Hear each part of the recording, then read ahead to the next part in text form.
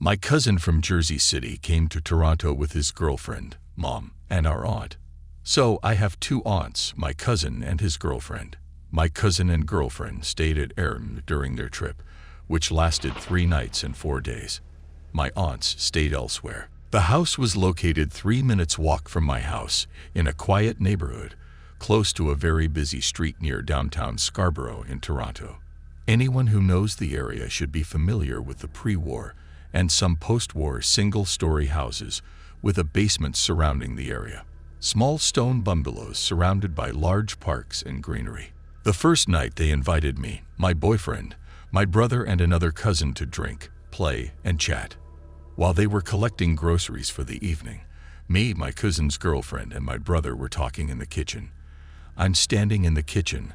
Out of the corner of my eye, I see a man's leg, as if hovering in the air, as if halfway. My heart began to beat faster, because I knew that at that moment there were only 3 of us in the house.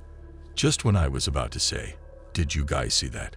the overhead lights started flashing and going out. My brother and I just looked at each other and started laughing nervously. I don't remember if I said anything about the leg then, because I didn't want to scare the girl who had to stay there overnight. It's worth noting that my brother seems to be sensitive to energies, I think without his knowledge. The night passes without further events, and we all leave early in the morning, except for my brother, who left home a little earlier. The next morning I bring them coffee and breakfast and spend a couple of hours with them. Despite the hot and bright sunny day, the house is cold and dark. It's so depressing that I can't be in it. I suggest we go sit on the porch, but my cousin and his girlfriend don't want to do it. My gaze keeps darting along the corridor between the kitchen and the bedroom, where I saw the ghost of a foot the night before. In fact, nothing is happening, but it was just a general feeling of anxiety and darkness. There were parts of the house that I didn't like, but again, I didn't want to scare them. The next day, the last day of their visit, they planned to visit the other side of the family, and then in the evening come and hang out with me and my boyfriend in our apartment. When they come, they seem sullen and withdrawn. It was different from our usual cheerful, carefree chatter and laughter. I asked them if they were okay, and they said yes, they were just tired. I tried to hang out with them, but they were so quiet and didn't respond to my extremely funny jokes. In the end, I said that if maybe they were tired of all the time spent with the family, and the thought of going back to Jersey in the morning made them even more tired, then we just can't hang out tonight, and I'll see them off tomorrow. It was then that my cousin asked me if I noticed anything wrong with the house. I immediately understood what he meant, but I asked what was going on. He said they didn't like the atmosphere of the house when they pulled up. His girlfriend noted that the area is very quiet, and there are not many people around. She particularly noted that she was afraid of overgrown lawns. There were none in this house, but there were in other houses in the neighborhood. They also said the house was very dark and seemed evil.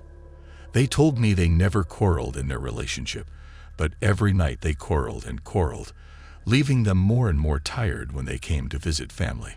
The girl said that last night it was difficult for her to fall asleep, and she walked around the house in the dark for no reason.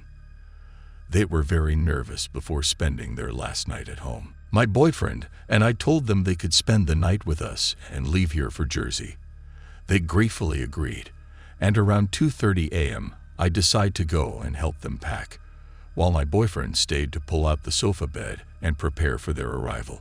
We get home, and everything seems so calm, both outside and inside. While they were packing their personal belongings, I stayed in the kitchen and disassembled the refrigerator. I didn't feel fear or irritation. I was just ready to help them get away from what was causing them so much suffering in this house. The girl comes into the kitchen to get her things, and then I hear a faint scream. I immediately turn to her and ask if she has heard it. She said no, but in my right ear it sounded exactly like a demogorgon screaming from strange things. Looks like a demon. I'm 100% sure of it. I know what I heard, and although it was weak, I was surprised that no one else heard it. If we explain further, it was like a scream from another dimension penetrating our own. It's like when you wake up from a dream but still hear something from a dream, if that makes sense. We get everything together and lock up the house for the last time when we go out. I tell everyone who is there not to follow us, and they are not welcome where we are going. On the way home, we see a strange animal running across the street. It looked like a shaved deer or something, but at 3 in the morning it was pretty scary to look at. My cousin felt that this was a sign that everything that had bothered them before had left them alone.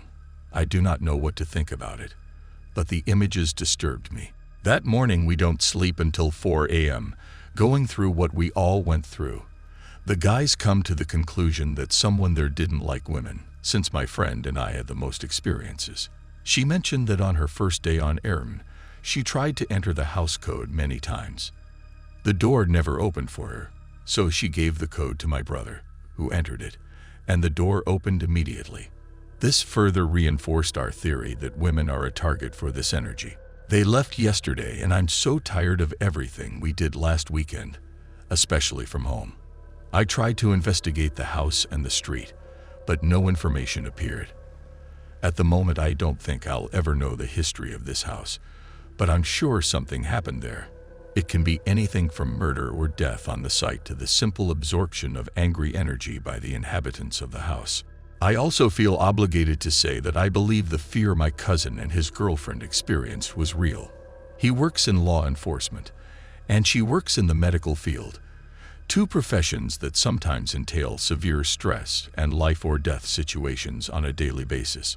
When they told me they didn't want to spend another night there, I felt that the situation was quite extreme. Yesterday I was talking to my brother, who told me that, in his opinion, someone is hiding in the house and watching them from the walls.